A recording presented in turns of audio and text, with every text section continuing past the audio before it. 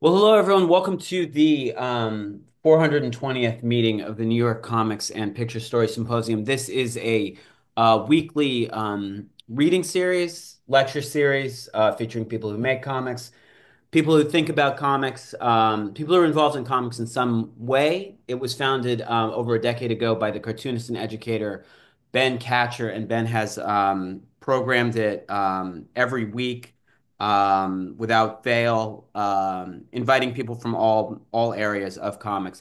This season of the symposium is co-curated by Ben, myself, my name's Austin English, Bill Cardelopoulos, and Lily Carre.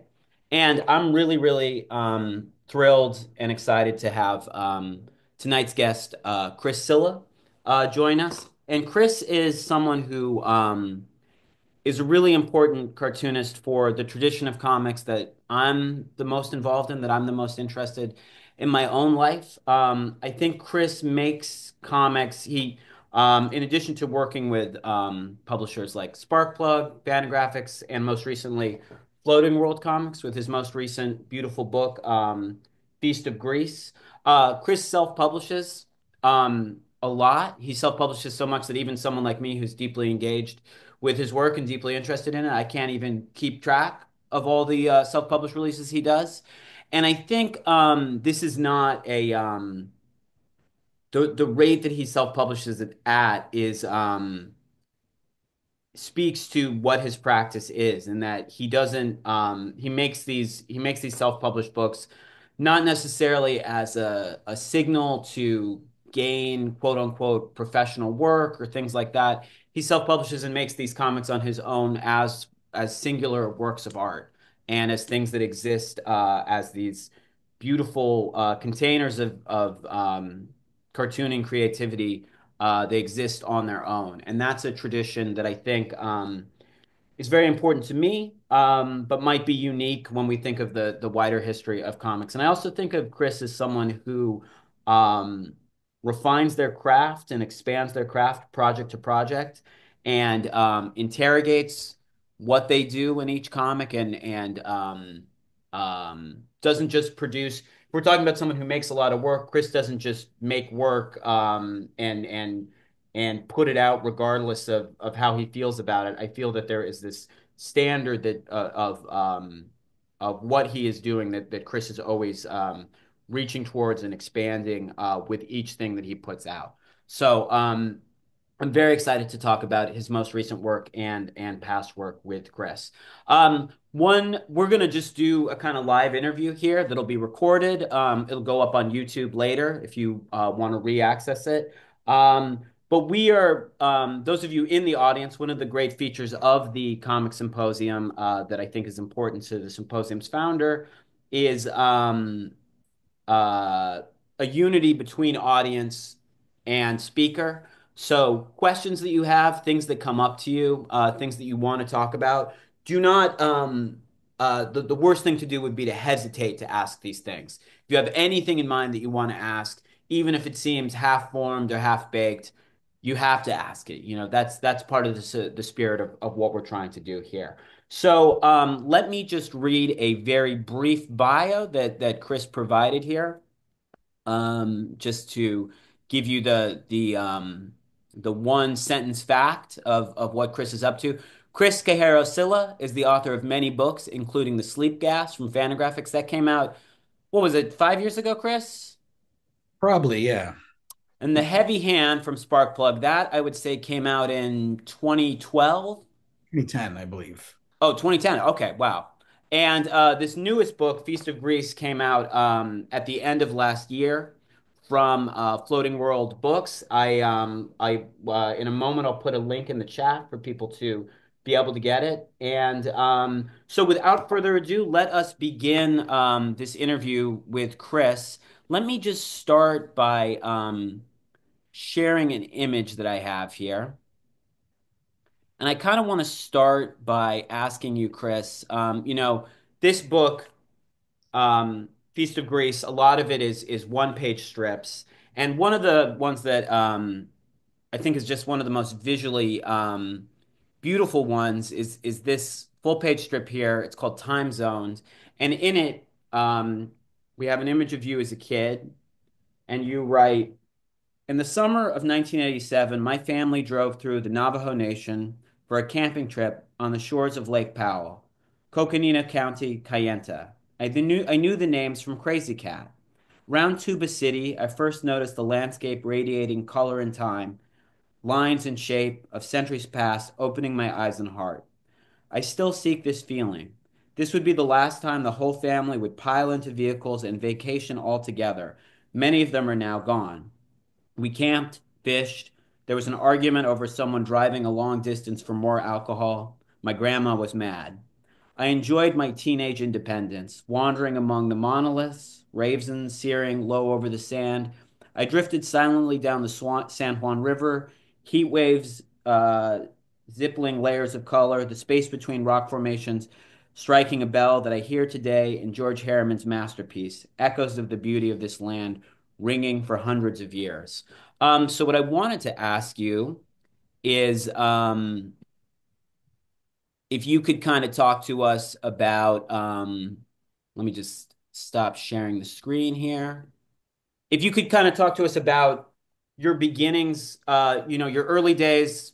You're a teenager in this, but you seem to already have some knowledge of comics or some interest in comics.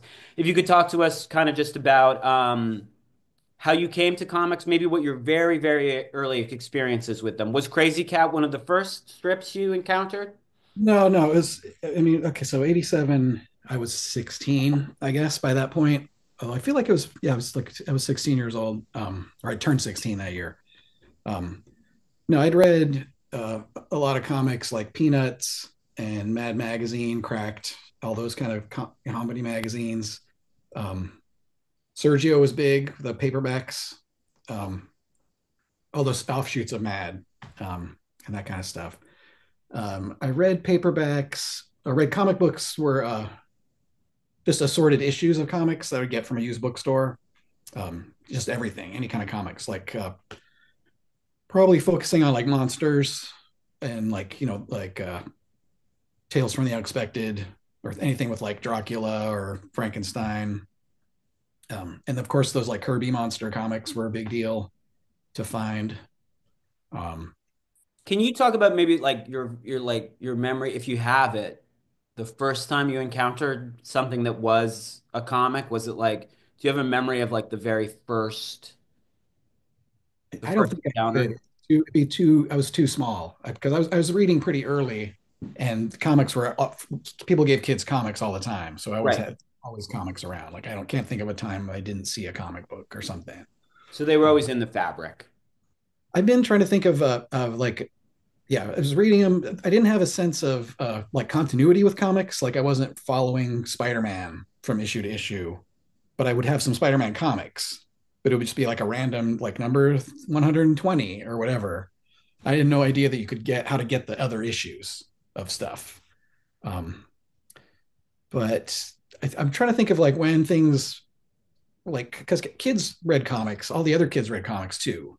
Like it wasn't just me reading comics. Like my cousins would read them and stuff, and kids at school read comics. But at some point, it shifts to where like comics become like a focal point, like that's like separate themselves from like the children's entertainment, and you become the comic book person, right? Like Right, right, yeah. for you, and stuff I did like I found Tintin comics in Sierra Vista, Arizona, like in a spinner rack at a bookstore, and even just like oddities like a National Lampoon or something would have comics in it. You'd find these things in used bookstores. Um, I did like Crazy Cat came probably. I mean, it was a Crazy Cat is like a transmission from another planet or something when you encounter that and read it. And it was in the Bill Blackbeard book, which was at the library, Mhm. the Smithsonian collection of newspaper strip comics, which is like I found it's pretty common. It's like a common thread for people of my generation that like found that book and that really kicked them down this path of comics. Yeah. Was that maybe, would you say that was one of the things that made you from someone who just had comics around to a comic book reader or a comic book person? That definitely like pointed the direction for all that other stuff because it gave you just a taste of so many different things. that you probably couldn't find easily. You'd have to start hunting, and then that hunt leads to more interesting stuff. You're looking for comics. You start looking for comics. Um, and around then, I depict myself in there reading like a bunch of assorted stuff from there's like a weirdo, a flaming carrot, um, twisted tales, and swamp thing and stuff. These were comics that I would pick up, and somewhere in there I found a comic book store and started going there where you could select the comics you wanted and not just randomly get what was available. um, Yeah, making choices. yeah, which before I didn't, I mean, it didn't matter like that I couldn't find Doctor Strange number 12 or whatever. I just would like, it was just impossible. I wouldn't look for it. So um but that, yeah, going to the comic shop really changes everything, for that deliberate attention you can find, and of course it points you in different directions. I found like Fred Hembeck comics there, Mm. where, I don't know if you know him. He's like a fandom, like a fanzine guy who started making comics, but they're about comics. So suddenly you have this like voice telling you like, go check out Dial H for Hero, or try these other, Plastic Man or something that I wouldn't have run across. Was um encountering that voice like of someone like Fred Hembeck, was it I think for me like my first experiences of like finding a self-referential comic was sort of really exciting because it was like, oh, not only there's like someone making this stuff that's like thinking about it. It's not just me encountering this work that might be even indifferent to what it is. Like, you're talking about like reading an early Spider-Man comic and you're like, I don't, are these people even yeah, you don't know are they anything. even conscious of what this is being done? And then something like Fred Hembeck, he's like, I'm reflecting your interest back to you, which is to me like whatever my equivalent of that was like even just a letters page where someone is like talking about things. That felt like a blast of something. So was Fred Hembeck like, okay, there's other people interested in this, or did you have peers that were I didn't have a lot of peers in a comics community or anything. It was right? pretty much me tunneling my way through that stuff. Um, I do think that there was like around that the comic shop was, like I didn't get really like welcomed there necessarily. Like it was kind of the classic kind of curmudgeonly comic shop where they're tolerating me to like hang out there for hours. Um, I did find, uh, but that self-referential voice comes in there, I think, at the comic shop because you start seeing more and more. That was in the '80s, so there were all these like black and white comics where there's somebody talking about the comic that they've just presented to you, Right, right. which is pretty different.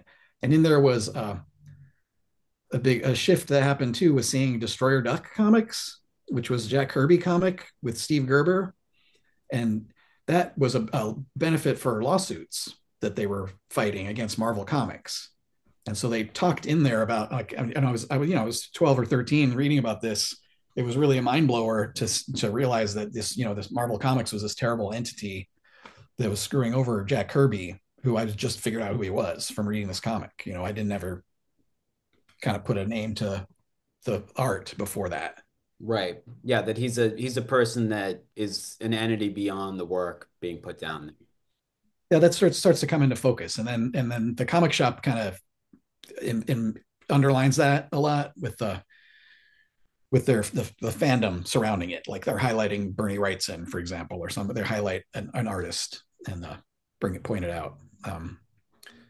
Yeah, I think like I'm trying to think of that page you showed. You had asked me to do something along the lines of like a Hall of Fame or Hall of Shame or something for Right. Well, comics. this was for this page that's in Feast of Greece. This was originally printed in a magazine about comics that I edit called But Is It Comic Art, along with August Lip. Yeah, and I asked you to do something about comics. And yeah, my first idea was like maybe heroes of the form in a Hall of Fame type thing, or maybe villains of the form, maybe some bad actors in the history of comics. But I think you did something much nicer, I kind much of wanted, I mean, I just wanted to do something that like I was going to enjoy doing this page because I knew it was going to be in full color. So I got to kind of dig into something.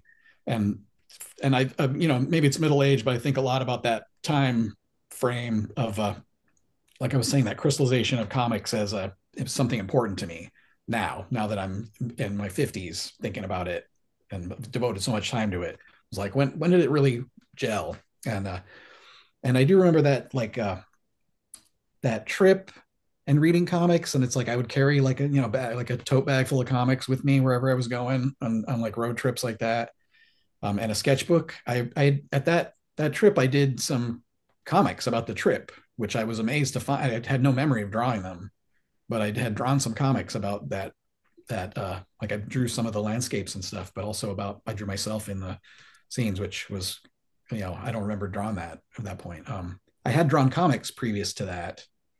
Uh, oh yeah, back to the early days of figuring out these comics things. I in junior high school there was a big like research paper type project, and I took history of comics as my subject, and pretty much just like plagiarized those Don Thompson books, the All in Color for a Dime, and Dick Lupoff and Don Thompson, I think, are the authors of All in Color for a Dime and the comic book. And there was another one by Les Daniels called Comics with an X. Yeah. And they were all in the library in the same spot that I found the Smithsonian book. And so I ripped those off and wrote this paper, which was just filler for the project, which was make a comic book as like the final project. And so I made a comic that was I penciled it, inked it, colored it. Didn't know how to make it into a comic book, so I put it into like those plastic 3-ring binder slips or whatever, and put it into a 3-ring binder. Um, and so in that time, I was kind of thinking about making comics a lot. I'd already like made the plunge, but mostly it was just drawing a scene from a comic, and then in my mind I'd be like spooling out all the other things that are happening, and then not draw them, but just like skip ahead to the next scene. Which if it was a real comic book, it would be pages and pages later. Um, I guess I'm trying to think of rolling back to like the early influence stuff. That page that I drew for, but as a comic art, Time Zone, I had I tried to include stuff that was kind of significant at that time, which had like there's like a Bean World character in there, and then there's Gru the Wanderer from Sergio, and then there's a little Bill Blackbeard note, and then characters from Gordo, from Gasariola's Gordo, uh, and I did I was kind of took this. There's this postcard that was like at all the tourist spots when I was a kid. I'll move it closer, and this was like my inspiration for the general scope of what I was drawing there. And there was another postcard that I remember that was like the underground life of the desert. It was all like tunnels, and like there was groundhogs and scorpions and stuff. But I couldn't find a copy of that. But that's why I drew myself in a tunnel. Was kind of remembering that, and I just kind of pictured myself digging in to this material. Can I ask you, you're talking about like that moment of being in the comic book store and you're saying these curmudgeon comic book store guys are just kind of tolerating you.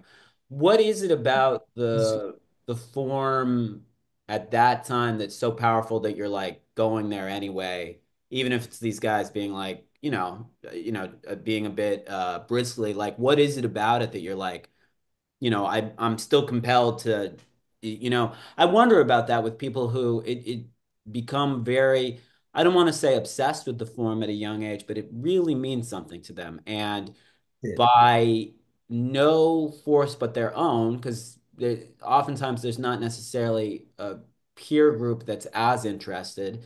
And the path of figuring it out is like, you have to figure it out on your own. You have to like make the choice to be like, okay, I'm going to get these things out of the library.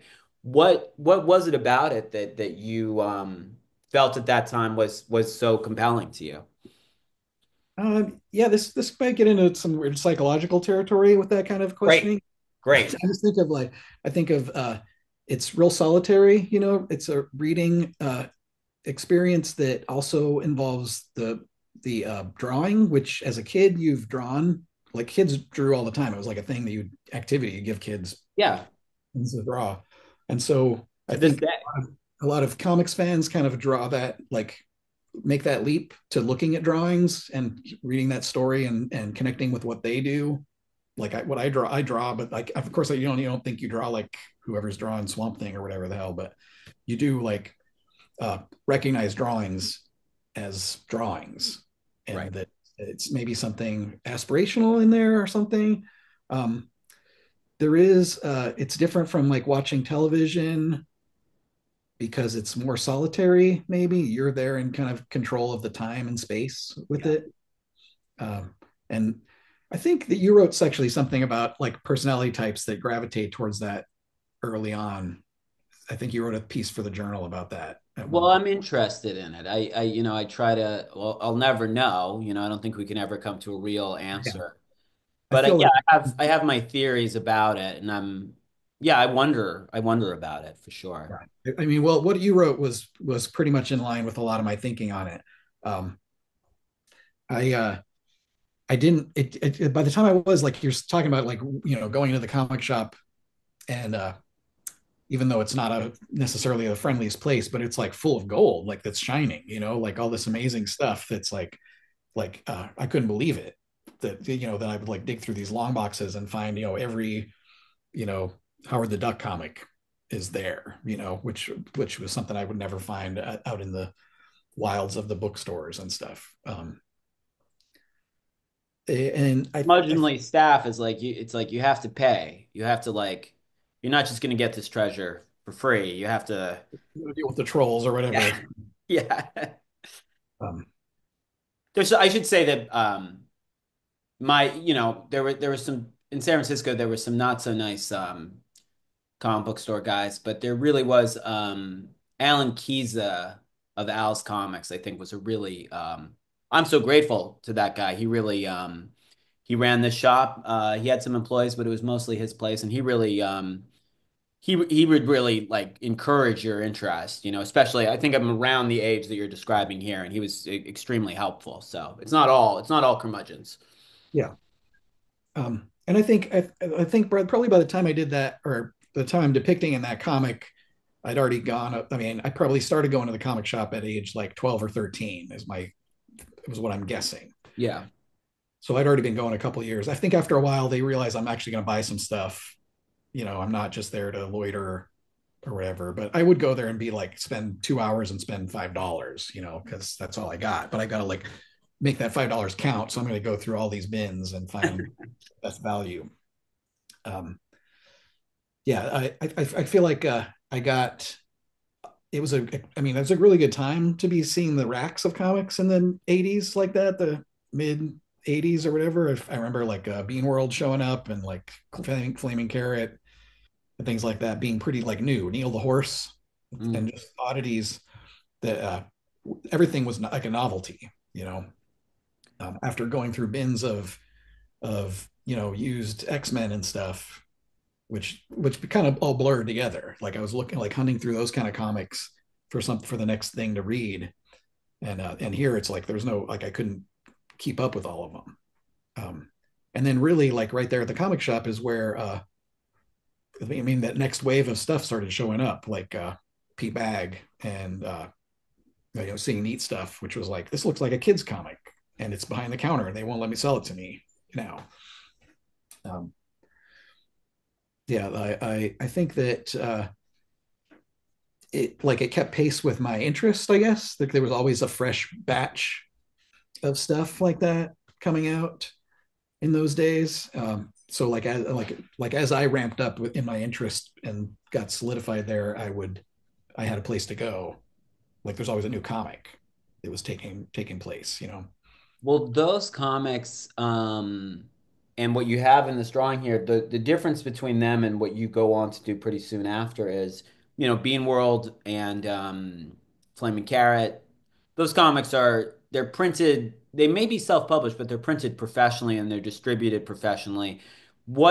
How did you figure out the first process of sitting down and making your own, like, when does the idea of DIY culture or just self-publishing, not in terms of it being a in the format of a traditional comic, albeit black and white, like a zine, when does that sort of solidify? When does that occur to you, and what's the process of like making your first zine? How does that end up happening?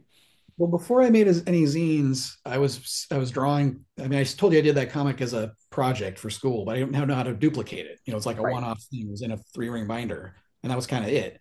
But it really kicked me off into drawing these things in sketchbooks and just drawing pages and panels, not necessarily comics, like fully formed comics, but I would draw, like I said, a scene from a comic. Very Beakley Man inspired stuff where I'd like draw, a thing and then be like a caption that kind of relates to the story, the bigger story that you're not seeing. Um, and I started doing ongoing things like that. Um, like kind of a continuing story, but I'm just showing you like fragments of it. I'm showing nobody. I'm showing it's in my sketchbook, so nobody's seeing this.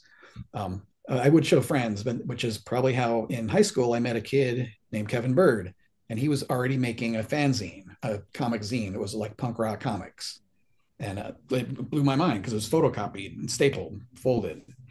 Um, and I was like, this guy can do this.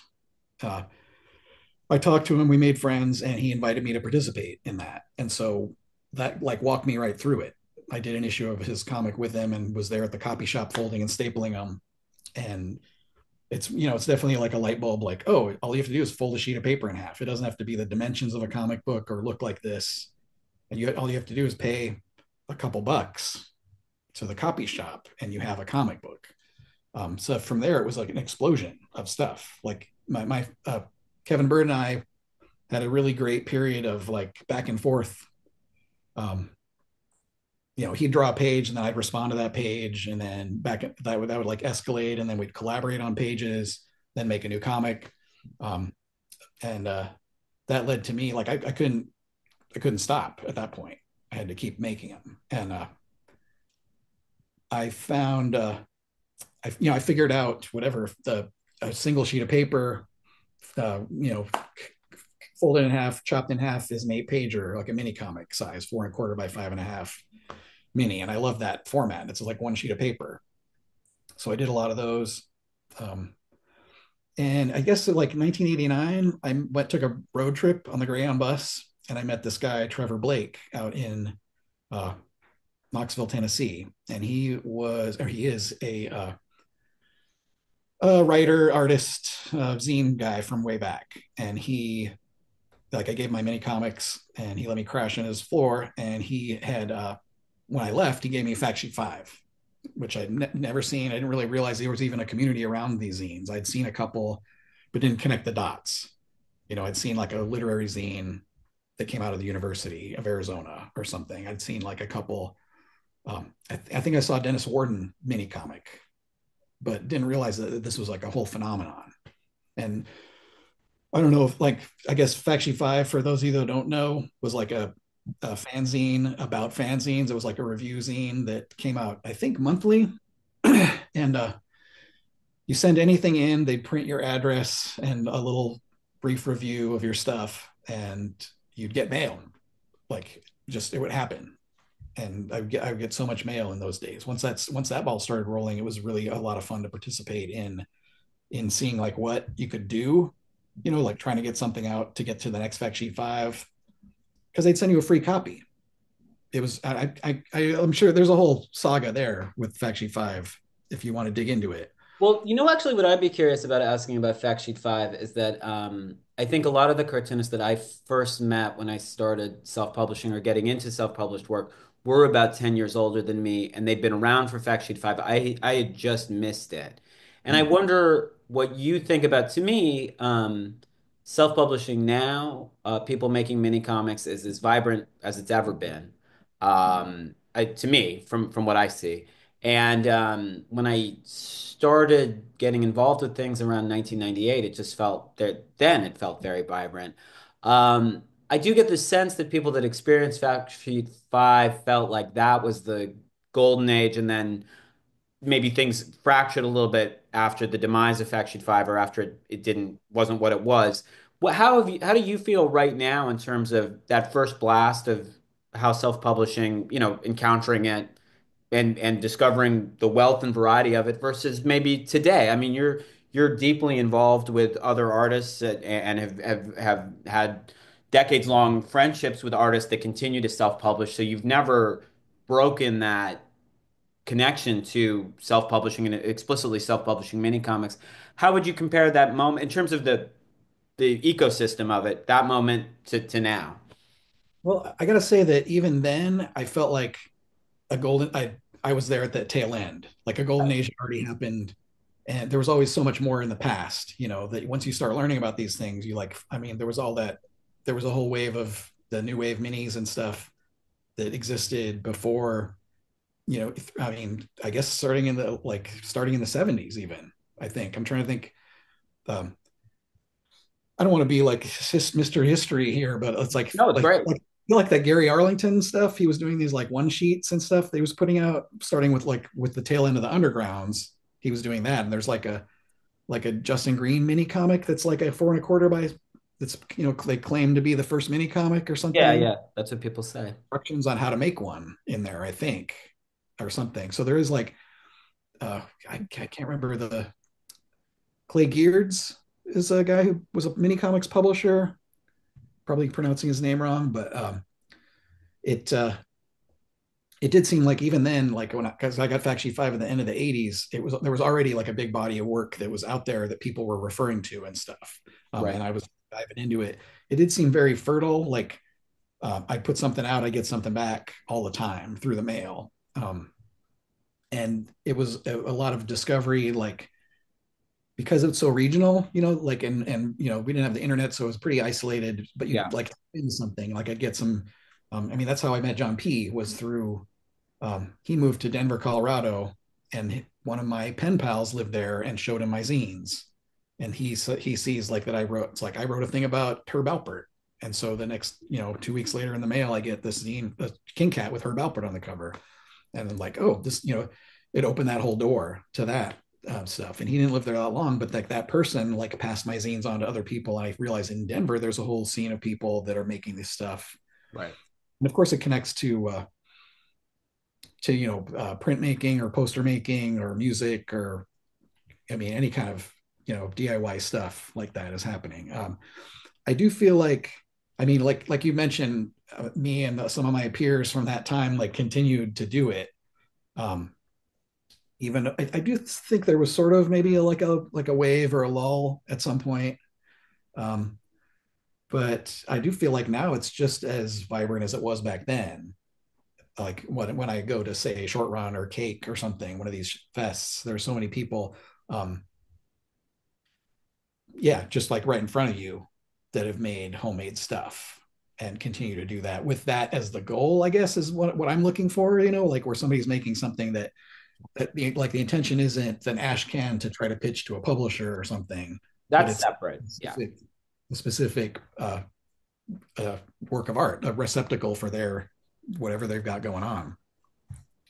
Um, I do think I don't know when like yeah personally I never really I've had like up and downs of course where I'm more productive or less, um, relating to my outside whatever's going on in my life outside of the comics page, but I do appreciate that other people have continued to do it as well. I think I'm thinking somebody like Zach Sally, who's still like just put out recently. Yeah.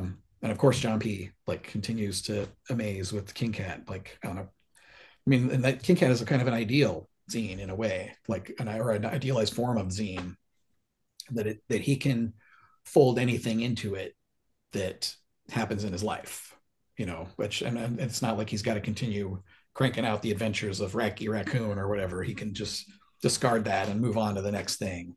Yeah, he's created a template that he can do anything with it. Yeah, the template allows for anything. It reflects his whole experience, which is great. And that's kind of like an end goal for a lot of things, I think, to Yeah. be able to work whatever in. And it's not like you're just punching pages out to fill pages or something. Um, I think I think people are doing like I mean obviously like they're building on what has come before like formally in comics, but I still am seeing amazing new stuff come out all the time, and like like it's not just echoes of what came before, and it's not necessarily like reinventing the wheel or whatever, but it's still full of life, and that experiential effort or something, like trying to make something and then having to really make it, and as opposed to just putting forth the idea of making it. I don't know if that makes Yeah, sense. no, that makes sense. I do think that defines, I mean, I think there is a particular tradition. It's what I was saying in the intro that you're a part of that has to do with, it's not only confined to self-publishing, but a certain tradition of cartooning that is not necessarily experimental for the sake of being experimental, but trying to find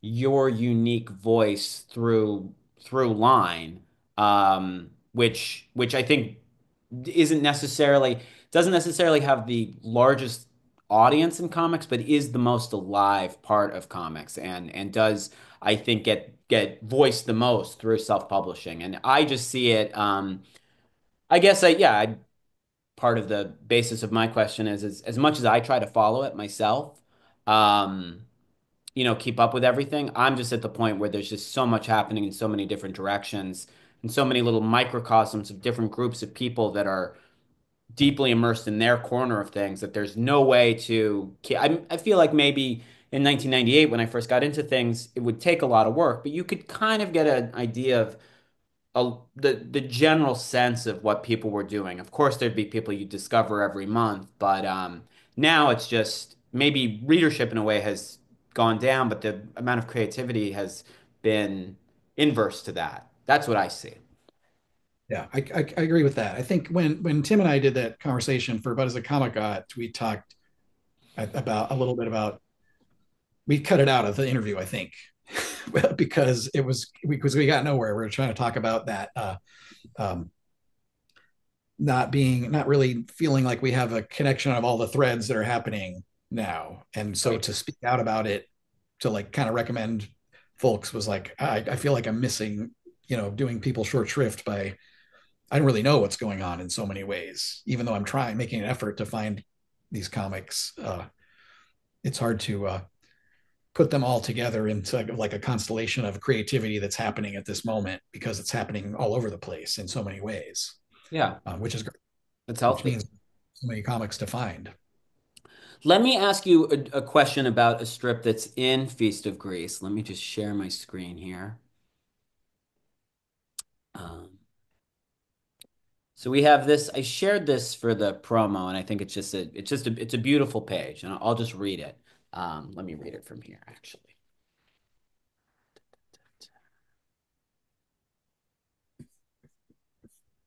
So people can see it on the screen, but I'll read it. This shit is happening. This is happening. This is what's happening. This shit is what's happening. This shit right now is happening. Happening right now. Is this happening? Shit right now. Now. This is shit. I think this is just a beautiful page. It's just, everything. I think everything works in it. It's you can read it very quickly, but I think you can spend a lot of time with it as well. I shared it because what I wanted to ask you about this was there's a cartoonist who Jesse McManus, who I really when we were both getting into this stuff, we talked a lot about it. We talked a lot about mini comics and art comics. And one thing that we were both really fascinated with was a mini comic that could just be that wasn't necessarily a story, wasn't about a character, wasn't really anything other than just expressing like a paragraph of thought. And I think maybe in the last couple of decades, people have thrown around the term poetry comics, but what I see in academia, when they work with poetry comics, they have something where it's a poem and it's just sort of adapted into the comics form very dryly. And what I see you doing here is expressing a thought, just a phrase, or just playing with a phrase and doing it graphically. I think in my interest in that it's kind of my favorite sort of comic, just there is a narrative here, but it's the narrative of a thought expressed in comic book form. And I wonder how you came to. There's a lot of strips like that in Feast of Greece, and you've played with that throughout your career. I'm kind of wondering. It's not, maybe it's a kind of comics that I'm really immersed in, but it is very unique. Not a lot of people do that overall. When did you kind of start exploring comics in that way, or maybe what's someone who influenced you to do things in that way, or did it just happen without just naturally? Yeah, I mean, when you talk about the influence of stuff, I got to say there were so many undergrounds that just mess with the form so much Yeah. and, and kind of destroyed narratives in a lot of ways. Um, there's this really good underground called Mondo Snarfo. I don't know if you've seen that one. It's like an anthology. I want to say it's Dennis Kitchen edited or something, but um, it was kind of pushing artists to do some towards surrealism. And there's I mean, I'm going to say Bill Griffith maybe in some of his work. He did a Zippy book called "Are We Having Fun Yet?" And it's like a full length Zippy book that's also full of like charts and digressions, and it's not really like the adventures of Zippy the Pinhead. It's just all sorts of whatever Griffith was thinking about, kind of sewn into a narrative. Um, Well, I'll see you do that. Even in this book, there's 8 pagers that have a character, and that they won't, or like with Heavy Hand, your graphic novel, it has characters that are reoccurring page through page, and but then it does, it goes in. It's kind of that seems more what you're describing, your long form work, where there's a character, but then it digresses. Whereas these are just these like glyphs of a thought, which feels, I know the Zippy book you're talking about. This still feels very unique to yeah, that. I guess that's what I'm saying is that's like down the road from that. Right. Like that's the path that I was on, starting from that kind of thing. I think of I'll talk a little bit about like making a comic in the first place. You mean starting with that idea that you're talking about here with the this shit is happening right now is that idea and like the desire to turn it into a comic strip or something to express that somehow. And so how do you do that? Like a normal traditional comic would be to turn it into a character who has an adventure that reveals that or something, or have a scenario where that can be explicitly stated and underlined for the audience. Right. And but if you take that away, just like we have this raw material of the idea there, what if you like push that raw material into a new shape that's just you've got the comics elements right there. It's already, you're already using this iconography that's drawn, that's full of line and shape and form. Like you don't need to necessarily make it even more of an adventure for the reader, like that has to take them through whatever you'd call a story structure or something. You can just place it right there in front of them. And I mean, in that strip, there's no like timetable. Like it's all happening simultaneously, which is what the strip is about in the first place.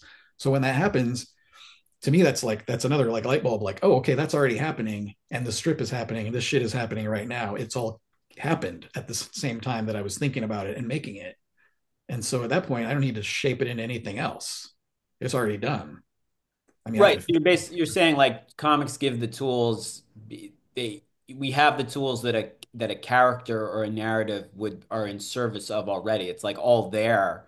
It's yeah, almost it's strange in a way that comics aren't used in that way more, in that um they have the tools to be poetry like immediately, yeah. which maybe like literature needs to, a story published kind of like often needs a story to bring us to those things. You're already working with these iconic tools, that Yeah. you have in front of you that are already there, and you can just put them in place.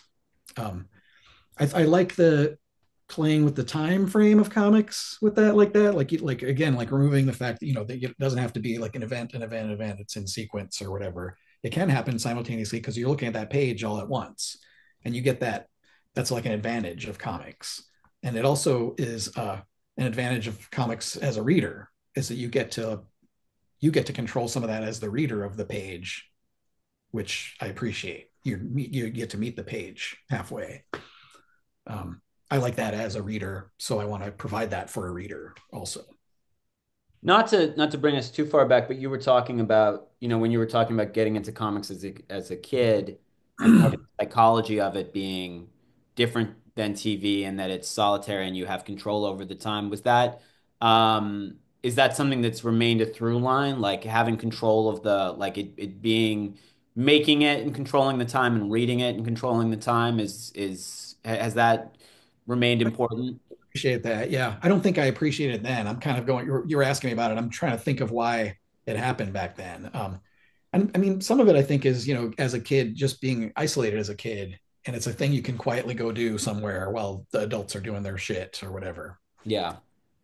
And I did like there was a lot of traveling. My mom was a nurse and traveled around the state of Arizona, and so there was a lot of time in the car driving from town to town, and so it's a great time to read, and kind of um, and comics are the convenient form of that. Yeah. Um, yeah, I think that like I do really like spending time with other people's comics for that reason that I'm kind of carving out a place in time to read it and be with that book, that object. When I get like a stack of mini comics from somebody or something, or in the new issue of whatever from anybody, um, and I guess yeah, it does feel like I get to submit to their control of the page to some degree while I'm again like I'm meeting it, like it's us together there, at best, not it's not always going to work, but That's how I feel with like someone's new. Yeah, I mean, you are, well, with any work of art, but a mini comic is kind of like a portable version of someone's work of art that also tells a story. It's them, it's like the distilled, it's like a person's distilled best quote, or their best attempt yeah. at expression, and it's just and it's there, and you can meet it when you're ready to meet it. And I think mini comics really do feel like one of the most intimate exchanges of that. There's no other mediator than the reader and the person making the thing, from soup to nuts. I love the directness of comics. I mean, they don't have to be. They can be elaborate, and you can spend a lot of time, of course, doing your prep for your comic and penciling and whatever. But there's always that like somebody like a coworker at a job who just like has a shitty interaction and makes a quick fucking drawing of that Yeah. scene just happened, and it's not necessarily somebody who's trying to put forth something beyond like here's what just happened, and I'm expressing it in this more ridiculous way. Um, that kind of stuff is always great, and it's almost just like this basic, that's what comic strips are all about. Is like, hey, I'm going to give you this funny thing that happened and turn it into a strip for you to laugh at. Um, but the more immediate version of that with somebody just drawing it on a napkin for you right there at the time, and then the next stage from that is, I guess, making a mini comic out of it. I really, Preserving it. yeah. Um, Let me ask you a question that relates to some of this. Let me share my screen again. And there's another full pager here in Feast of Greece that talks about being in a comic shop. And you've worked in comic book stores around Portland, maybe in other places, no, just in Portland. just in Portland. Yeah. And so you in this strip, it's Wednesday, it's New Comic Day, and someone says, "Hey, the new comics come out today. Let's go to a comic shop after this. Why do you buy comic books? I like spending $3 to $7 for 5 minutes of entertainment." Your comment underneath this is get a library card. Plus, some of them might be worth a lot of money someday. They won't. And then we have these characters going in. It's just beautifully drawn. Image of people in a comic book store with all the flaws and the pain of this experience that we're all familiar with. And I wanted to ask you, you have such a love for the comic strip form, and I think just the floppy comic book form, I would assume. And yeah, I just kind of wanted to know the disparity of like your that form at its best versus the way that it's often presented in a comic book shop. Do you want to talk about that? Like, you like being in comic shops and working in them and the things you don't like about it versus what you do like about that form. Well, that strip came. I was working at Cosmic Monkey Comics, and I was working Wednesdays every day for like a year or so, Yeah. which was great and terrible at the same time. And I would work with Tim Goodyear usually, and it's like first thing in the morning, we're like alphabetizing all the new racks of comics and stuff. And there's always that like, you got to get it done really quick, but you're still kind of like looking through the new comics and hoping for something good, and it's almost never there. The new comics, it's like we're anticipating the new comics that we know we're going to look forward to. We already know they're going to hit the rack. but Right. I'm always hoping for that surprise to pop up from Right. somewhere. Um, and I guess that was like, I was, I had some whatever negative feelings about my retail my retail excursions at the comic shop, and I was filtering those into making like a list of complaints or something. And I was like, why am I doing this? This is stupid. I'm like, it's not getting anywhere. And so the comic was, that's why the comic has a little bit of a negative tone, is I was kind of trying to work some of that out, like exercise it a little bit. um it I'm trying to think of the floppies versus like I mean, I guess there is just like that. Like I said, I want the new stuff to be. I wanted to find interesting things. I wanted to be like, oh, some Dynamite Comics has the license to some 1950s character, and some they've hired some incredible person to do it, and it's a surprise out of nowhere or something. But that never happens. It's or occasionally there's a surprise of some kind that's good, or like there's like a weird like Ted McKeever book comes out that I never would have heard of, but here I am shelving it. uh, Well, it does seem like the direct market when you first encountered it, like the comic book store version of how new comics come out. It did seem maybe when you were coming into the shop as a kid, there were more, I mean, the term independent comics, like there were more independent voices in that direct market distribution system. Seems less of that now. yeah, like I mean right now, like all the interesting stuff is going to be a graphic novel or whatever that's going to Yeah. hit the shelves. And those are all like kind of known quantities. um Well, actually, could I pause on that a little bit because you've done, you did The Heavy Hand, which is a graphic novel, but with many digressions. And but it's one of my favorite graphic novels.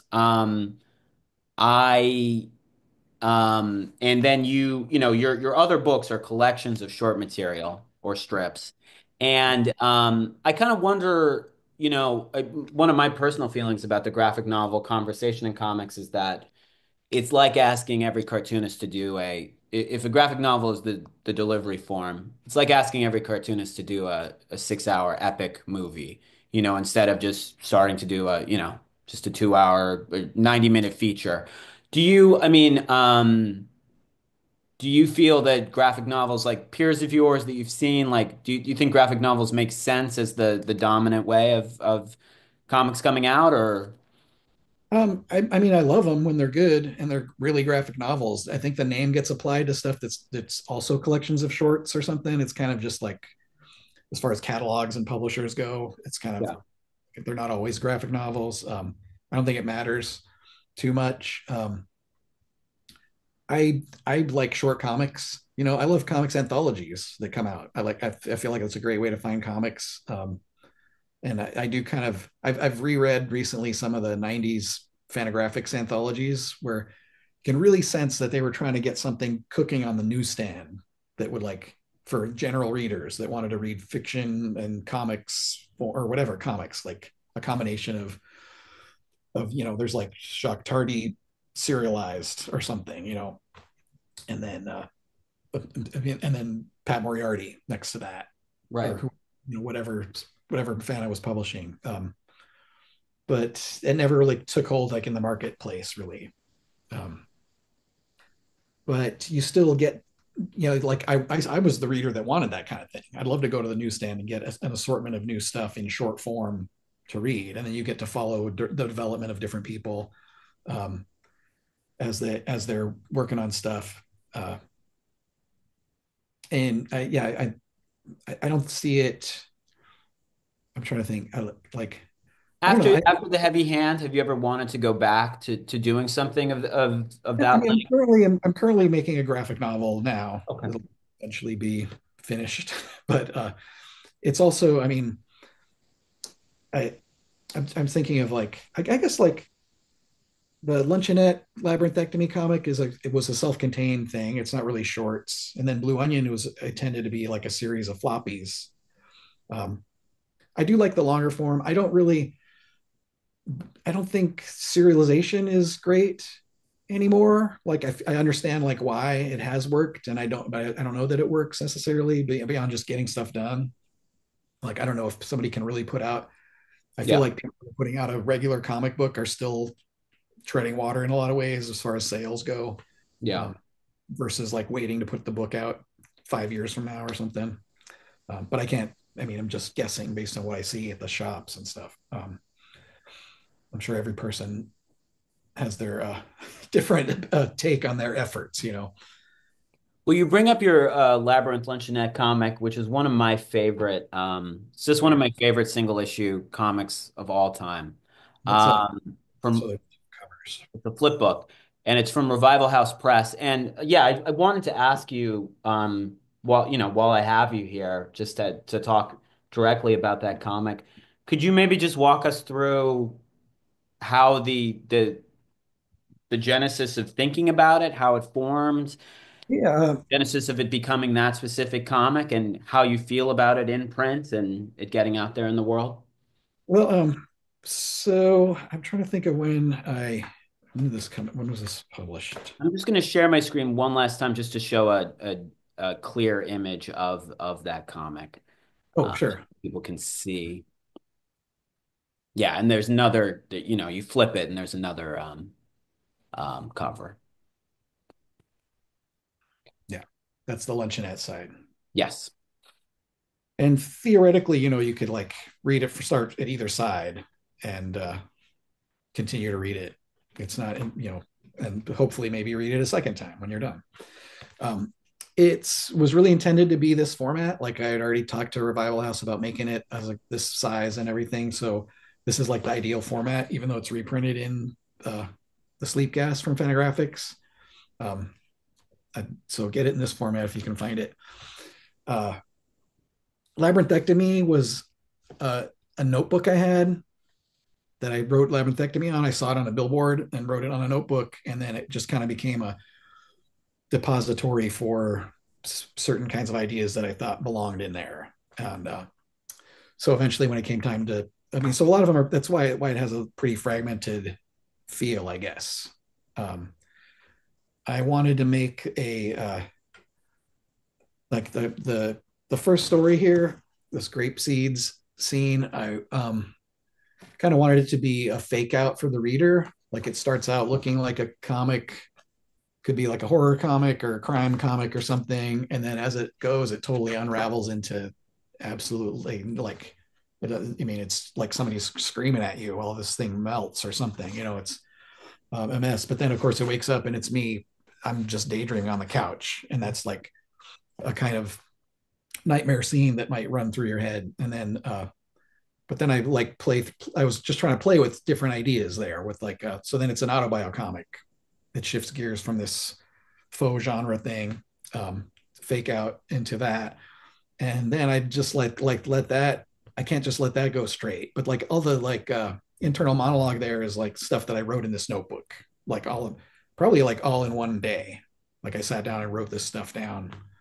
Um, there's probably more to it in the notebook, and I just crossed it out and pick the best stuff and put it in there.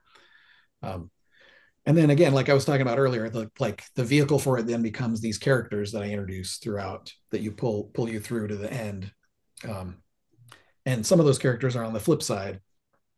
And some reviewer noted, I was glad somebody picked it up, that this was kind of like an Archie comic without the problems or not or whatever the actual storyline that happens in an Archie comic. This was like in between Archie when they're like hanging out at the chocolate shop.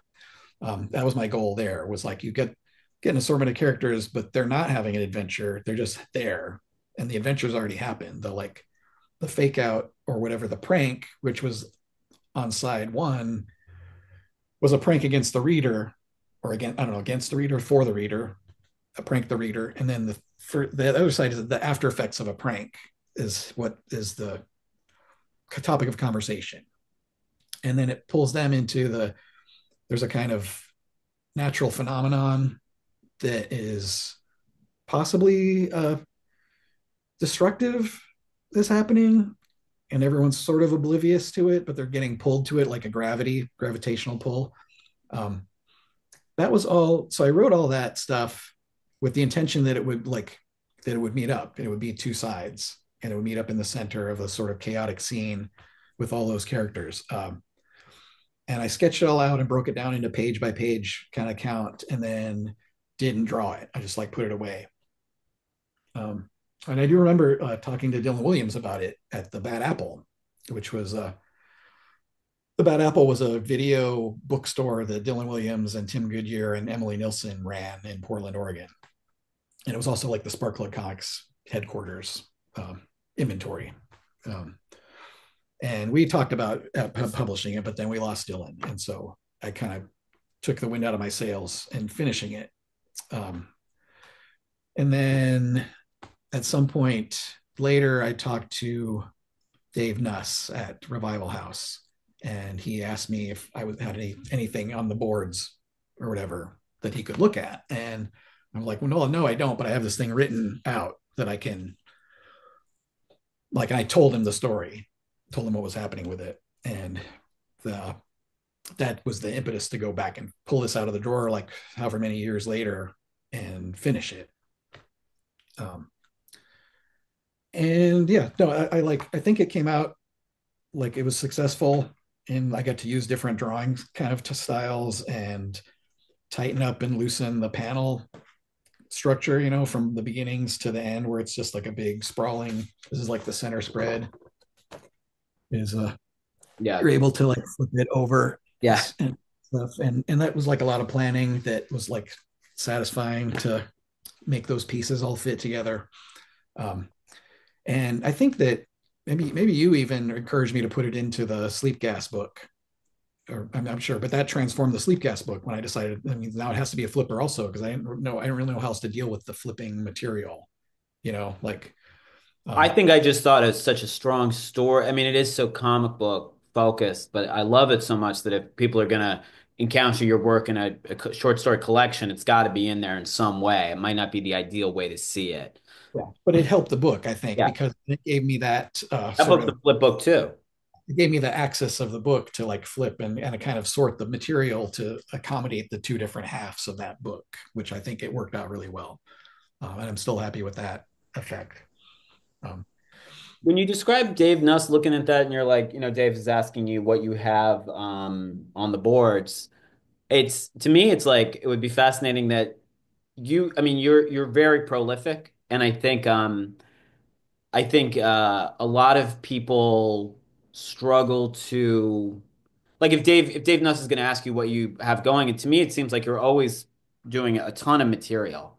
And I guess I kind of wonder about how everyone I know in the kind of tradition of comics that you're making, it is a negotiation between making this work at its highest levels, not making it a casual thing you do, um, paying the bills as well, but making this work like kind of for all time, not just hacking work out. I think the economic realities of people making art comics right now with the kind of distribution that's offered, it could be, you know what? I'm just going to do my best to get something out. That's the goal, just to stay active. But what I see from cartoonists like yourself, or cartoonists like Kevin Huizenga, or people from that generation that are constantly putting work out, that it is art, it is comics at its highest level, despite the challenges of turning this into something a sustainable career, right? And so I kind of wonder how you navigate that, or how you keep yourself as prolific as you are at the level that you are prolific. I mean, if that's something you can talk about. well, I think that not. I mean, I'm going to say if putting one of these out meant that I could pay the bills, I would be putting even more out. But it Right. doesn't. That's the thing. It is a lot of treading water with putting out comics like that. It's like I don't lose money on comics. I mean, but when I make stuff, I don't lose money on it. But I'm not making big paychecks or anything. Um, Making the work is the important part to like my day or whatever, or like my, whenever like I've worked at the comic shop to pay the bills, and I'm going to go home and draw the comics because that's what's going to feel the best is working on that stuff.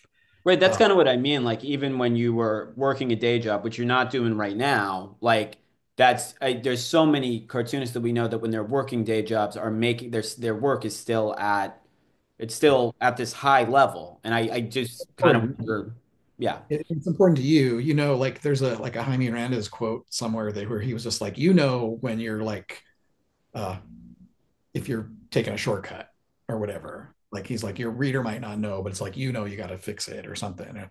Um, I guess back to like the method of making this stuff, it's like having something ready for like it wasn't ready for Dave, but I had something, and that's kind of how I've always worked. It's like I'm always um, there's always embryonic comics like waiting, and whenever somebody asks me, you know, Sammy Harcum asked me to contribute to Kramer's Ergot, I'm like, oh well, I got the stack of stuff. Like, what can I fit in there and get done? You know, I've got this thing that's like half baked. I can turn it into a page for this. Um, and that's kind of how it's constantly working for me. Like I mean, I have so much stuff in the incubating right now that's just waiting to be, you know, I need to finish 3 pages for it or a cover and then screen print some covers to make it work. That's actually, can I interject? That's an interesting thing where it's like your work comes out in so many different formats, in anthologies, in multiple zines that you're putting out over the course of a year. And then in, like something like Kramer's Ergot has there's a prestige to publishing in Kramer's Ergot. And so I wonder when you're asked for something to do something for Kramer's or something of that nature, if you're like, okay, this needs to be a different, this is from like I guess what's interesting to me about experiencing your work is I see it all at the same level of it's all very different. There's very different stylistic things that you're doing. Some is very like seems straight from the sketchbook, very for you a more minimal drawing style, and then there's stuff that's maybe, for lack of a better term, more high budget with a certain kind of like planning around it. But they're all, to me, they're all of equal quality. But I wonder if when someone like Kramer's is asking for something, if you're like, okay, this needs to be of a certain tone, or if to you you're like, this is what I got and this is what's going in that venue. Well, I do kind of think of it, I like shape it into that form because what I have is a bunch of notes and a bunch of thumbnails and stuff. And so then I can see something that I think will work.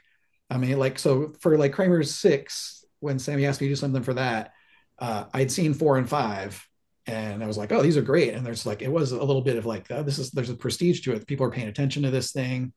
Um, there's a kind of air of experimental work to it or something. Um, which I think comes from, you know, like the Four Thunder stuff and CF and Ben Jones kind of stuff. But a lot of it is like there's Dave Lasky and Renee French and Josh Simmons who are like known quantities too at that point.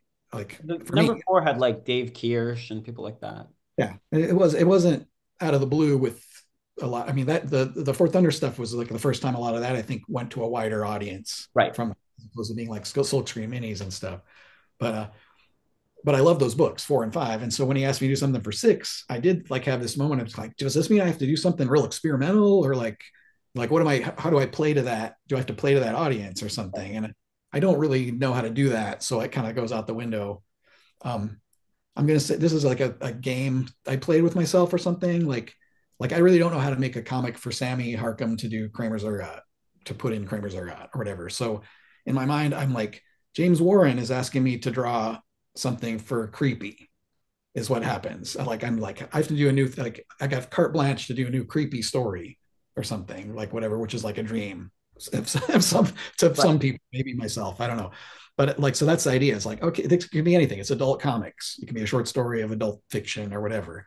And I think that I made this like perverted cop story, and I think it was there was a little bit of like maybe this is like the uncoolest thing I could do for a cool magazine. So there's a little bit of pushback there. Like I'm like, well, I bet that this story would not like is not it's not going to be like I'm playing to the audience.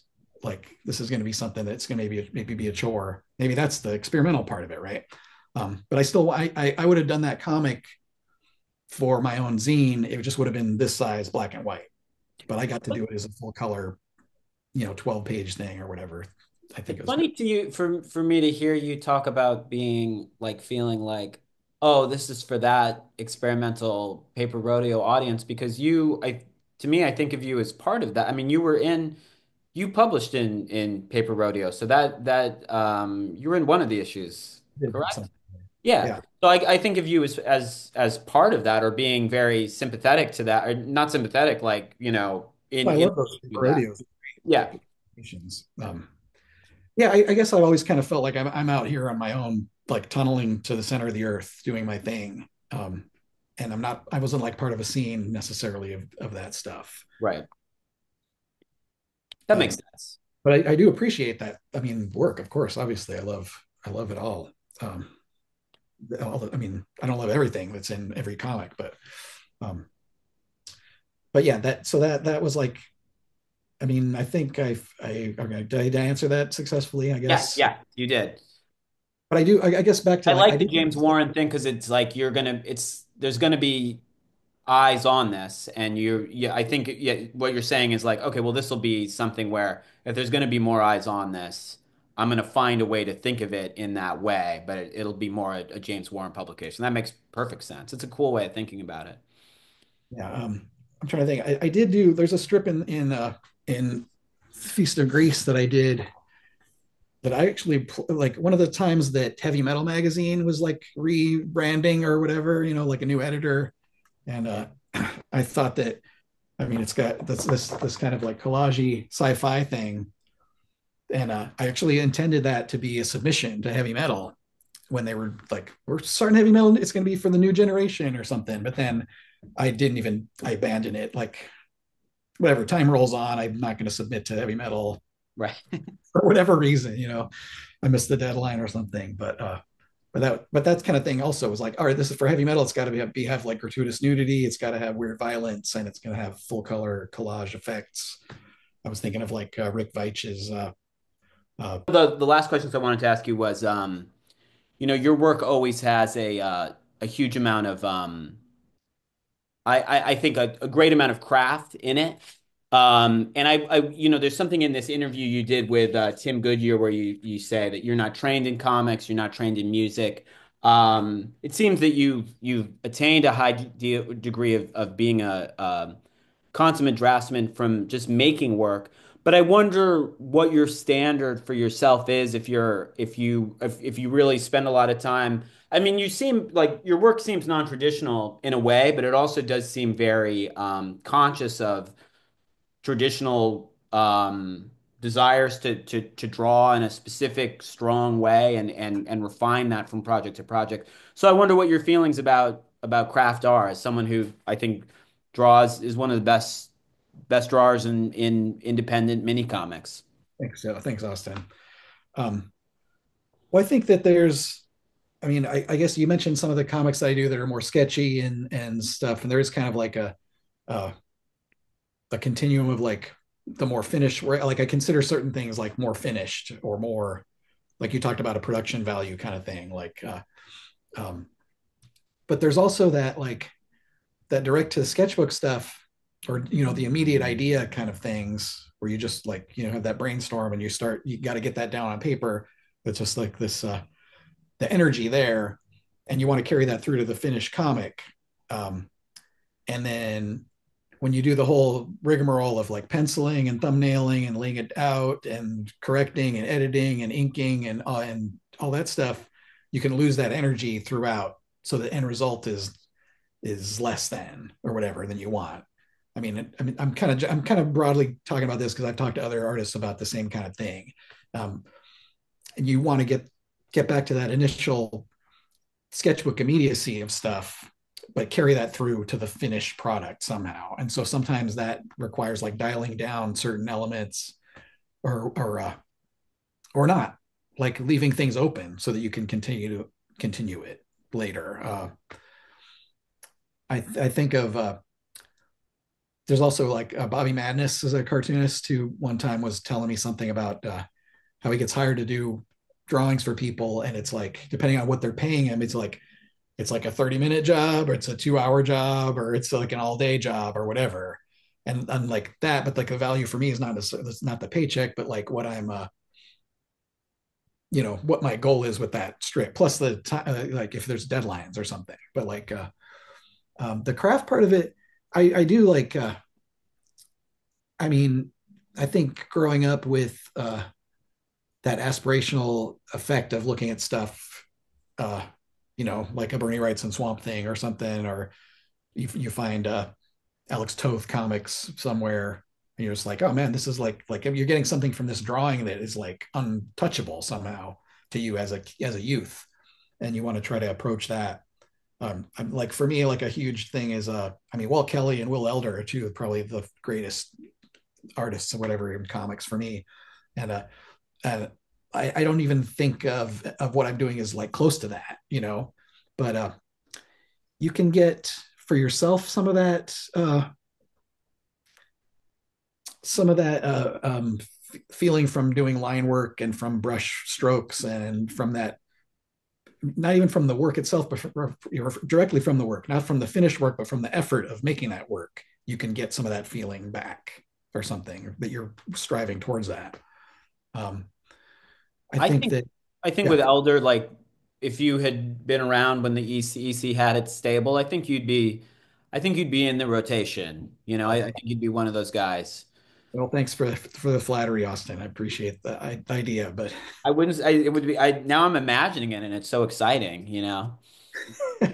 well, hopefully I would have been there all day for 7 days a week or whatever and cranking it out. But as it is, no, it is, and it is like a form too. That EC Mad style form is like a way, like a whatever, like a template that you want to try to achieve with comics in some way. But you don't have to fill it with the same sort of material. You don't have to do like a corny EC comic, but you still have like a short piece of fiction that you can try to do with your own voice. And that's I think a significant direction or whatever to put your efforts towards.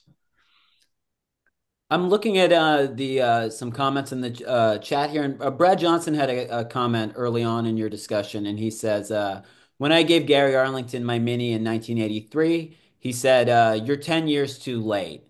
So that's it's interesting. That period between that early fanzine underground, like after the initial explosion of the underground era into 1983, that is a era of self-published comics that I don't think have gotten a lot of discussion. Do you have any thoughts on that, or just Gary Arlington? I mean, Gary Arlington's such a I'm lucky growing up in San Francisco. He's going to his store, he's who introduced me to EC Comics, just as a child customer in his shop.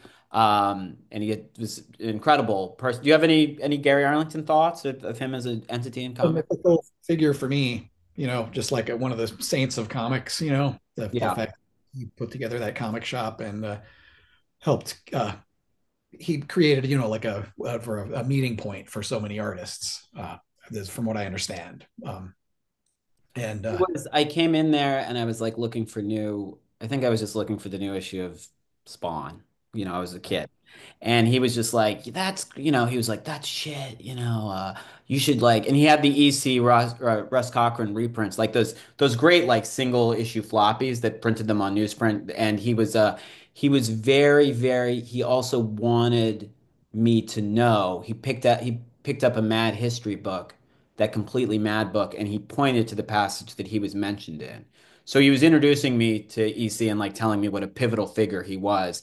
And as time has gone on, I've realized just how involved he was. I mean, he's really I don't think the history of Gary Arlington has been properly documented, but he was involved in so much.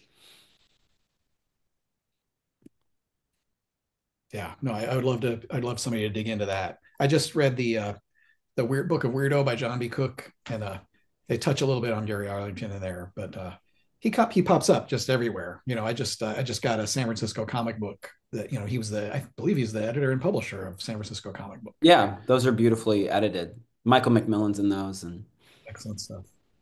Randy Globus likened Jules Pfeiffer to what you were talking about in sort of that pursuit of craft.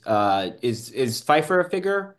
Oh yeah, yeah. Pfeiffer. I was thinking of Pfeiffer as like one of the like really like advanced cartooning or whatever early on, like as far as creating this thing. And has that line that's like so direct and performative.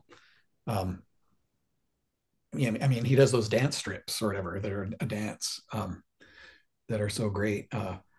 But like kind of breaking apart, like I don't know. Somebody else, a better historian could figure out like where he fits into the timeline. But I do feel like he was like an uh, early person trying to like do something other than gag cartooning with gag cartooning or something. Yeah.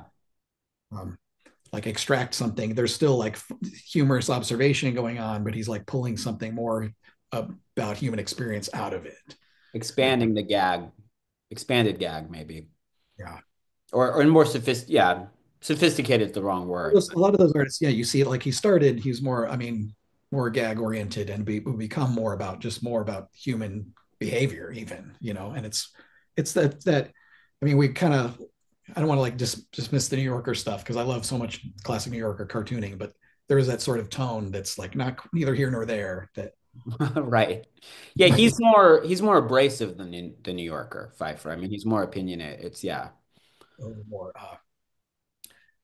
little less gentle observations, I guess. Yes. Yes, more pointed. Generoso Furo wants to ask, Hi, Chris. As a cartoonist who was in Knoxville for years, I am curious about your time in the city, specifically if you had any contact with Eric Sublet, who was the glue of the underground zine and comics culture there. Eric was most vital there in the 80s and the 90s before we moved to the city. Thanks. Hmm. I was only briefly in Knoxville, just passing through there. I had a friend, Trevor Blake, who was a zinester from the 80s there, and I believe he's back there now. But I only visited Knoxville a couple times, so I don't know that I met Eric. I mean, I did meet a lot of people in a real short period of time from Trevor introducing me around. But yeah, he was the only person I kept in touch with from there. I had a great time there, and this was like 1989, and then I probably went back in again in like 91 or 92, but I haven't been to Knoxville since. Patrick Keck asks, question for Chris. Does he still have that comic he made in a binder for the high school class? And does Kevin Bird still make comics? Kevin Bird is still an artist.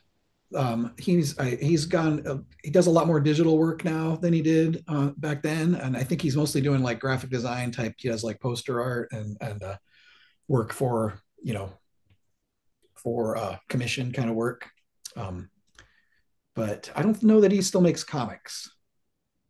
I do still have that comic in the binder somewhere. I don't know that I mean, maybe Patrick, I'll show it to you someday, but it's not great.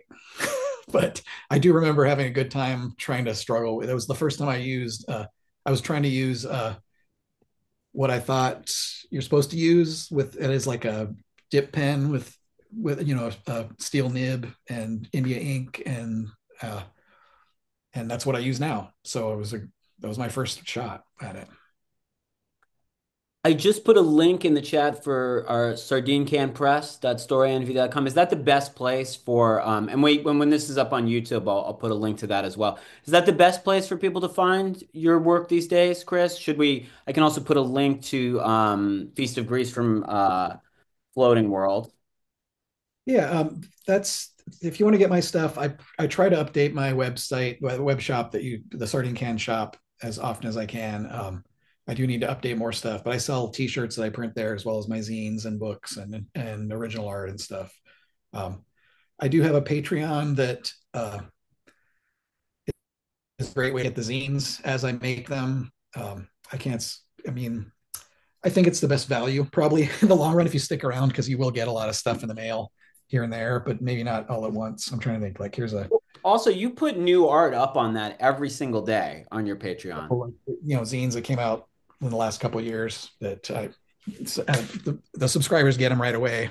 Uh, and if you're in Portland, you can get my stuff at Floating World Comics. Now with the Patreon, you put up like a new drawing or a new panel every single day, correct? Yeah, I do. I guess can I mention that? I guess that's something that has been important to me. Of course, yeah, yeah. No, that's what I was going to end the discussion with, talking about what you're doing with that. Like, I kind of thought of what you're doing with it, and you've been so consistent with it as almost like it's like a daily newspaper strip in a way, and you really, I think some Patreons people ebb and flow with the routine of it. But I think with you, it's just it has been so, and then it materializes into actual books. But yeah, if you could really expand on what you're doing with that Patreon, I think it's a great use of the form. I mean, in a way, like whatever format Gary Panter works in, if it's just a photo on Instagram, he makes it creative.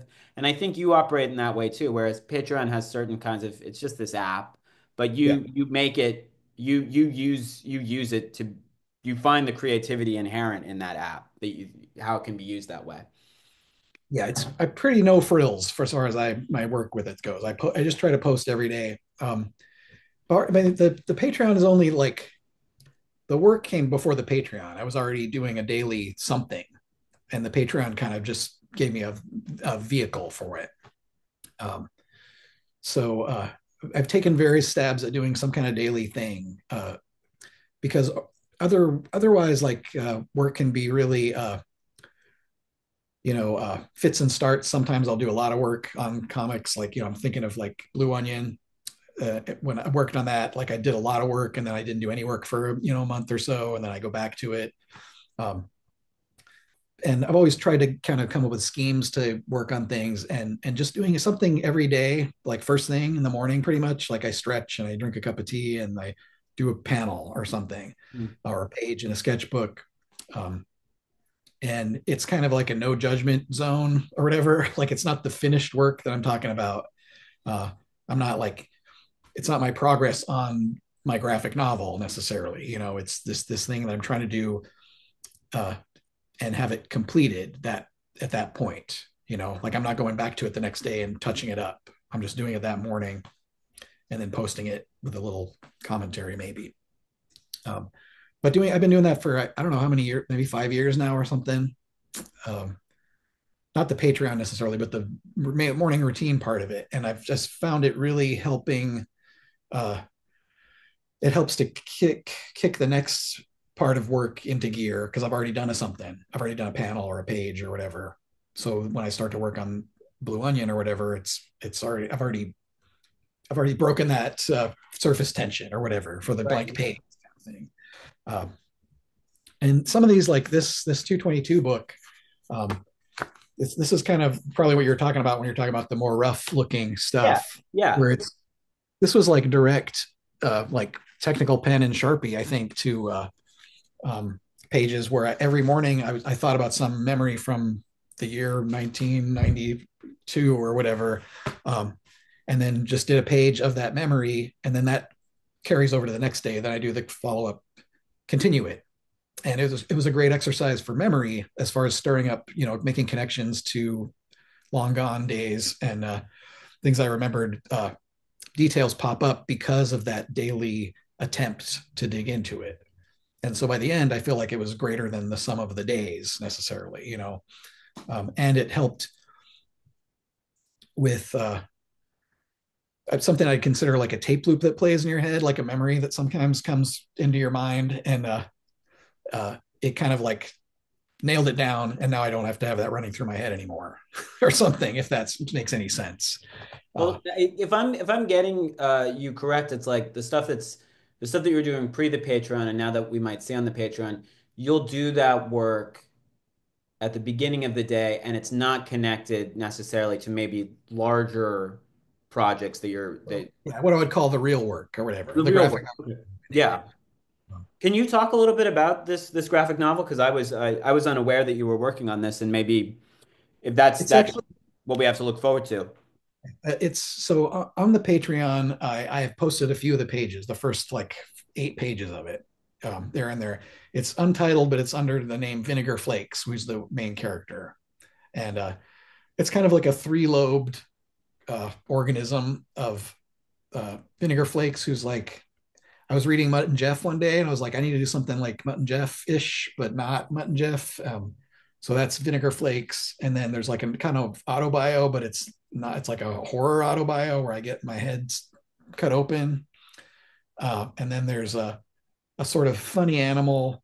Um, if you like the heavy hand kind of stuff, it's a classic classic like mix of funny animals and humans having a sort of I want to say it's a crime saga, but it's not really. I don't know. So those three elements are kind of weaving in and out of each other, and they overlap. And I've got a lot of that written out, and I'll continue on that. And I'm also doing. I am really going to do those other Blue Onion issues. Oh, That's great. what I'm working on more centrally right now.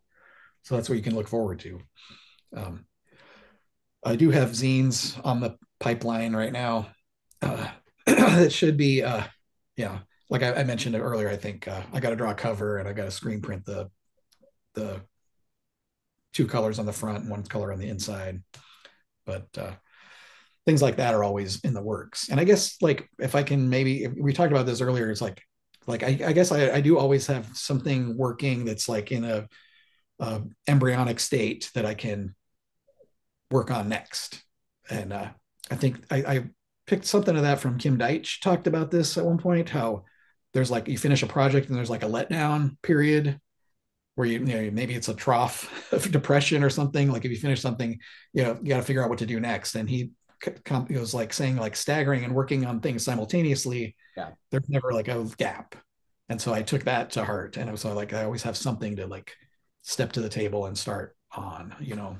He's like beginning a graphic novel towards the end of the graphic novel that he's working on. Yeah. Um, can you stick with me for three more questions, Chris? Do you have time? Sure. Well, I have you here. I guess one thing I kind of wanted to ask about this is that do you feel that is there work that you're putting out so much and you're putting out this work that you're doing in the morning as you talk about in zine form? Is there work that you do that you choose not to publish? Is there I feel like when I was talking to Kevin Izenga for the symposium, a cartoonist who in some ways I see as you having some affinity with, even if graphically and the way you write is very different. Um, Kevin just seems to put out everything. And then he has zines that are kind of about the process of putting out everything. And like the zines start reflecting on the zine making process. And you do things in a very different way. But again, both of you are not like John Porcellino, where you just have your main title decade after decade and you're putting things in that. Like your zines always have different names, but it does seem like there's not much material that you make in your creative. I am interested in the idea of your real work is the work you're doing later, that there is a distinction for you, but I'm interested in what doesn't get presented. Yeah, it's interesting. I guess that the real work is the stuff that like I would think of as like a regular comic uh gestation period where you like have an idea and you like hone it and work on it and shape it over time and then start knocking it out once you've gotten to a certain point. And the morning stuff is more improvisational and I'm use trying to not worry about it. I guess the big part of it is getting over that mental hurdle of like sweating, getting yourself like stuck in the mud because you're like worried about this being of a certain quality or of like a cohesiveness or something, which is not bad. Like, of course, you want to worry about those things and worry about that maybe extra level of craft that you want to put into it. Um, but it's also, you know, really refreshing to throw that out the window and do stuff more directly. Um, I don't know that there's a lot of material that I like. Uh, there's lots of sketchbook stuff that I mean, I put the sketchbook stuff up on Patreon every day, and some of that stuff I wouldn't put into print necessarily. Um, and I haven't put all of it into print. I mean, but I'm You make it surprised that you make it public. yeah, I do. I mean, but it's still you're paying to be on there, so it's not exactly. I'm not posting it on Instagram necessarily, where it's kind of free to the overall general internet. Right. Um, there's a little bit of a. I do know that people want to be there, so I'm going to give them the bonus of looking at everything, I guess. Um, No, but I mean, you're public to some degree or another, you're publishing everything. yeah, I mean, there's got to be sketchbook pages and scraps and stuff that don't make the cut, and I don't do like process stuff like Kevin Huizenga does. Really, um, I'm not really. I don't even keep a lot of process material. Like when I all this stuff before the heavy hand was like tons of thumbnails and sketches and stuff. A lot of that just goes, it gets in the shredded when I'm done. It's kind of like part of the process of finishing it. Like it's done, I can throw all this shit away. I mean, I keep a handful of sketches, of course, like anything that I think is worthwhile. Right. But a lot of, you know, like if I do a page, you know, a thumbnail a page for you know, for example, that time zone comic. which is the one page. Like I did probably a rough that just gets tossed or whatever.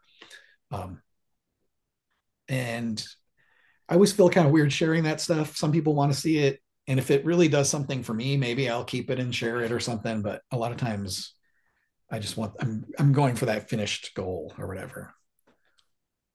I kind of another thing I wanted to ask about was there's something that I always see in your work that I think other cartoonists, for whatever reason, forget to include in their work as part of what they're expressing. But kind of the sensual world of smells and tastes. There's always there's phrases in your work like black coffee, black bananas. Those kinds of things. That seems like such a that's always in your work, and you'd think it would be a more common thing in cartooning or in art in general, but in some ways it's not. And I'm wondering if you're conscious of that, if of that being a unique, if there's something about that that you are particularly interested in putting in your work, that kind of experience. Right, It's one well, of my favorite aspects of your work that it includes that. well, thanks. I guess I just feel like you want to include everything, and that's the way you can do it in comics. I mean, um, there's I mean, because we have like you have like sound effects and stuff like that, and you have like your wavy lines coming off of stuff to indicate things that are outside of the like drawn world that you're creating there. Um, and I don't There's know. well I'm chosen like black coffee, black bananas. I mean, it might the phrase might be. I remember that from the Heavy Hand. It Yeah. might be a slightly different phrase. I think that's what it was. I was just like I was trying to add another dimension to that morning scene, and Yeah. that's without like I mean you can depict those things, but if I just kind of tell you that, I don't have to tell you what to think about it. I just am reminding you of the presence of these things that are in the room with you at this time. And you didn't say it like they're gonna have some black coffee and black bananas. It just stated. It's just on the It's page. there. It's not even necessarily what they're doing. They're just Yeah. present. But you do again. You're going to get a smell or a tactile feel of those things being with you. That kind of Um, aesthetic morning and you theme. can draw it like I mean, you could draw out those things, but I mean, it's just a choice for effect because you'll have a different effect if you do a crosshatch drawing of a black and banana, and then you could recede that in the background, or you could bring it to the foreground. You got all kinds of things you can do with it. Um, but I wanted to keep the focus on what was happening in those panels and not zoom in on that. But that's a way to do it without doing that, I guess. Well, I think whether you draw it or you write it, I think a lot of comics and art in general often kind of ignores that part of life, and it's always present in your work. So When I mentioned Julie Doucet's comics, I guess just like I think of those as a comic that were really like uh, when I first encountered those, really felt like suddenly you were like in the room yeah, with the kids and stuff, and that was a really great feeling to like be in this like kind of cluttered environment. Even she does those kind of forced perspective things with the drawing, but it really was more of a feeling of the space than like a cool like uh 3 point perspective drawing of this architectural drawing of the building or something. It's like you really felt it happening, and that was like that's goes right up there with the goals of trying to make a comic space when you're drawing it. And I feel like that has the same kind of effect. It's like you could really smell the sink in those yeah. drawings. Julie, yeah. Julie's apartment feels more real to me than some French detective comic where they're like researching exactly how it looked in 1840 or whatever. You get all the fixtures just right or whatever. Yeah. Well, let me just close out then. You brought up Julie Doucet. If we've touched on this kind of this certain tradition of self-published art comics that you are a part of. Despite publishing with a lot of larger publishers, but that is a big part of your expression. What are maybe some? I mean, Doucet is obviously a touchstone for a lot of people in that tradition. What are some names and titles that you might want to leave us with that have been impactful to you that might occur to you that might not be the obvious ones.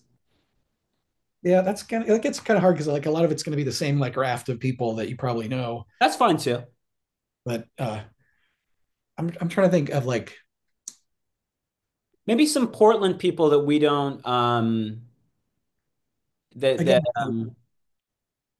I mean, I know like exactly like Tim Goodyear stuff, and Yeah, but the people listening to this now and on YouTube later, of course I know Tim and Ian and all those people, and stuff. but not me, Yeah, the other people. exactly. Yeah, well, Tim Goodyear and Ian Sundahl they published Vision Quest newspaper, which a lot of my pages in Feast of Greeks came from, or a dozen pages came from. Um, and I feel like they did a really good job of curating that paper with contributors. I mean, recommend getting some Vision Quests if you haven't seen that. It was a free paper. Theoretically, it's on hiatus right now, but it could be coming back. Yeah, again, like this is the same kind of hedging I did with Tim when we were talking about it. It's like I feel like it's hard for me to point people out, like Because then you'll forget other people. yeah, exactly. I don't know who to like. I guess in Portland we have Liz Yerby, who's does really great comics that are kind of weave a documentary style with autobiographical information. There's I don't know who else I is know making. it's like my experience of Portland, and we can kind of end on this, is that I know I knew people from the Bay Area that were kind of hovering around Dylan Williams, the world of that Dylan had built up, and the world that he not built up but brought around himself. And then a lot of those people ended up in Portland, and Dylan really facilitated a was at the center of kind of creating a lot of things within a specific community of people. Do you feel I still see the lineage of that community around Dylan and you and Tim and Ian? Of course, those people met each other not only through Dylan. There's these artists meeting each other independently and all those things. Do you see that kind of community continuing since you've been there with those people? There, I gotta I say, see it Dylan as a did a very lot. specific community of cartoonists that means a hell of a lot to me. Yeah, I mean, he was really such a glue factor for that, Yeah. uh, people together. He definitely brought me out of my room into meeting other people, and that's how I met all those folks that we're talking about. Um, I feel like it is. I don't know. I think obviously the pandemic kind of contracted social scenes a lot, Yeah. uh, so it's hard to say. I don't necessarily feel like I'm in touch with what's happening like that. We used to do a drawing club at the Cosmic Monkey shop after hours, and that shut down after a while. Um, Tim and Ian are really good at bringing people out and making connections with other people. But again, I guess I do feel like I'm too much off on my own trip. I guess at times to make much sense of it. I do feel like I feel a lot of loss from losing Dylan. That Yeah. um, in a way like that it seems like a lot of people scattered from that. They're still around, but nobody's coming together the same way. I feel. I mean, that's one of the things we're talking about this with the comics community in general. With Tom Spurgeon's loss, was I feel like he was really another person who like that was kind of how I took the pulse of what was going on in comics was what Spurgeon was showcasing, in a lot of ways. And after that, it's kind of like, oh, well, now I got to like check out websites and stuff to figure things out. Yeah. Um, There was I feel one like like yeah. I mean, I feel like Floating World Comics is a real hub for people. I guess I got to talk about how great they are because they are great. Jason does an excellent job of hosting events and putting out great books. I mean, he's got such a catalog of stuff that is across the map, you know, but it's all interesting. Um, and he's really open to carrying people's work, which is real important in the shop on consignment, um, that I think it's giving a lot of people a place that they can get their first work out there in a zone that's like accepting and encouraging, which is really important. I don't remember seeing that. I remember trying to take shit to comic shops in the 80s and 90s, and nobody, comic shops wouldn't take it on consignment and stuff, Yeah. except for a Comic Relief in Berkeley or whatever. But Well, yeah, I think this book coming out, this recent book, Feast of Greece, which in the chat I've posted a link to get it from Floating World, and if you're watching this on YouTube, the link will also be there. I think it's beautiful that Jason is the publisher of this in terms of him being as a retailer, this Yeah. combination of the tradition of no, quote unquote normal comics, Jason knows everything about self-published comics. He's created this kind of like utopia of everything that the forum can contain. He has in that store, and it makes perfect sense for him to publish this book from you. Thanks. And thanks to Jason. Yes, yes. Well, I encourage people to, I really can't recommend Chris's Patreon enough. There is new work on it every single day. I don't ever see you missing a day. I encourage people to check that out, check Chris's new book out, and go to the link for Sardine Can Press, where Chris has many beautiful T-shirts that he silk screens and other items of his. Thank you so much for your time, Chris. This was beautiful. Well, thank you, Austin. And thanks to anyone that tuned in or whatever it takes to look at this. And I appreciate your checking it out. And I hope that you get some encouragement towards whatever it is you're doing next. All right. Yes. Thank you so Yeah, much, Chris. More soon. All right. Thanks a lot. yeah, Bye. thanks.